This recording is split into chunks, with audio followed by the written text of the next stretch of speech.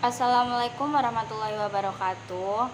Perkenalkan, nama saya Adelia Aurel Hasabila, kelas 11 HKL 3, nomor 2. Di sini saya akan mempresentasikan sistem hukum dan peradilan internasional. Sistem hukum internasional adalah sekumpulan hukum yang terdiri atas asas-asas dan peraturan-peraturan tingkah laku yang mengikat negara-negara. Oleh karena itu, biasanya ditaati dalam hubungan antar negara yang satu dengan negara yang lainnya. 1. Macam-macam hukum internasional. A. Hukum internasional umum adalah peraturan-peraturan yang dilaksanakan secara universal dan berlaku umum pada negara-negara yang mengikatkan diri pada hukum tersebut. B. Hukum internasional regional. Hukum internasional regional adalah peraturan-peraturan yang tumbuh dengan adanya hubungan antar negara dan terbatas pada lingkungan berlakunya. C. Hukum internasional khusus. Hukum internasional khusus hanya berlaku pada negara-negara tertentu yang tidak terbatas pada wilayah tertentu. 2. Negara sebagai subjek hukum internasional. Yang dimaksud subjek hukum internasional adalah pribadi yang ikut serta dalam pergaulan internasional, yang tunduk pada hukum internasional, yang merupakan pendukung hak dan kewajiban dalam hukum internasional. Negara sebagai subjek hukum internasional harus memenuhi kualifikasi yaitu A. Penduduk tetap, B. Wilayah tertentu, C. Pemerintah, D. Kemampuan untuk mengadakan hubungan dengan negara lain. 3. Asas hukum internasional. Asas hukum menjadi norma dasar serta menjadi petunjuk arah pembentuk hukum. Asas hukum internasional berkaitan dengan istilah prinsip hukum umum. Dalam menjalin hubungan antar bangsa, setiap negara harus memperhatikan asas-asas hukum internasional. 1. Asas teritorial. 2. Asas kebangsaan. 3. Asas kepentingan umum. Asas lain-lainnya sebagai berikut: Pax sunt servanda. 2. Egalitarisme. 3. Resiprositas. 4. Courtesy. 5. Res stantibus. 4. Sumber hukum internasional.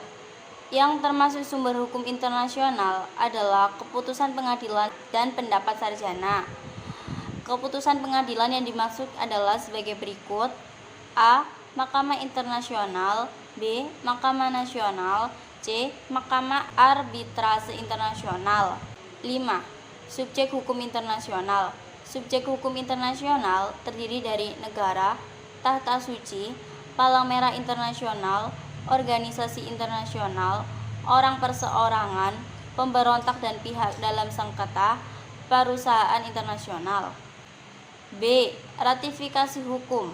Pembuatan perjanjian internasional dimulai dengan pertunjukan wakil-wakil yang akan berunding atas nama negara yang mewakilkan. Selanjutnya, perundingan akan dibedakan antara perjanjian bilateral dan multilateral. Setelah konsep atau rencana telah disetujui, dokumen tersebut siap untuk ditandatangani. C. Pelaksanaan hukum internasional yang telah diratifikasi. Praktik di Indonesia. Proses pembentukan undang-undang pada umumnya berlaku juga bagi rancangan undang-undang untuk meratifikasi perjanjian internasional. D. Sebab-sebab sengketa internasional. Sengketa antar bangsa dapat terjadi pada negara manapun. Beberapa penyebabnya antara lain: 1. Perebutan sumber-sumber untuk kehidupan. 2. Perluasan pengaruh politik dan ideologi negara terhadap negara lain. 3. Adanya perbedaan kepentingan atau ketidaksamaan pendapat antar bangsa. 1. Konflik atau sengketa. Konflik atau sengketa dibedakan antara lain sebagai berikut: A. Perang antar negara-negara. B. Sengketa bersenjata atas pelanggaran perdamaian yang bersifat perang. 2. Peraturan hukum yang mengatur sengketa. Piagam PBB mengatur bahwa para pihak yang mengadakan perjanjian bersepakat untuk menyelesaikan sengketa di antara mereka dengan cara damai, sehingga tidak membahayakan perdamaian, keamanan, dan keadilan. 3. Traktat dan sengketa. Penentuan asas yang dapat diberlakukan secara umum tentang pengaruh sengketa terhadap traktat yang dibuat oleh negara-negara yang bersengketa sangatlah sulit. Oleh karena itu, dilakukan 2 tes. yaitu tes yang bersifat subjektif dan bersifat objektif. Tes subjektif dilakukan terhadap negara-negara yang bersengketa, sedangkan tes objektif dilakukan untuk melihat atau mengkaji pelaksanaan traktat. Penyelesaian sengketa internasional. Cara untuk menyelesaikan pertikaian internasional dapat digolongkan dalam dua kategori, yaitu A. Penyelesaian pertikaian secara damai. B. Penyelesaian pertikaian secara kekerasan. 1. Penyelesaian secara damai melalui pengadilan. Penyelesaian pertikaian secara damai melalui pengadilan dapat ditempuh melalui A. Arbitrase internasional. B. Pengadilan internasional. 2. Penyelesaian secara damai melalui jalur di luar pengadilan. Penyelesaian sengketa melalui jalur di luar pengadilan adalah sebagai berikut. A. Negosiasi. B. Perantara, mediasi, atau jasa yang diberikan oleh pihak ketiga untuk mengadakan penyelesaian. C. Konsiliasi.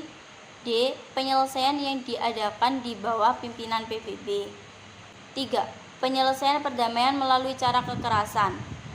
Cara penyelesaian melalui kekerasan atau paksaan adalah sebagai berikut: perang, retorsi, tindakan balas dendam, blokade, intervensi.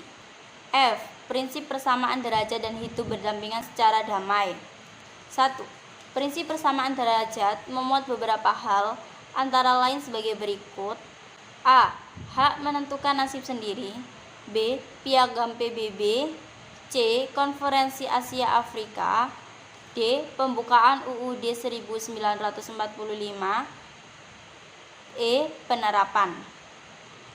Penerapan prinsip menentukan nasib sendiri ini dapat dilihat dalam bidang politik, ekonomi, dan kebudayaan. 2.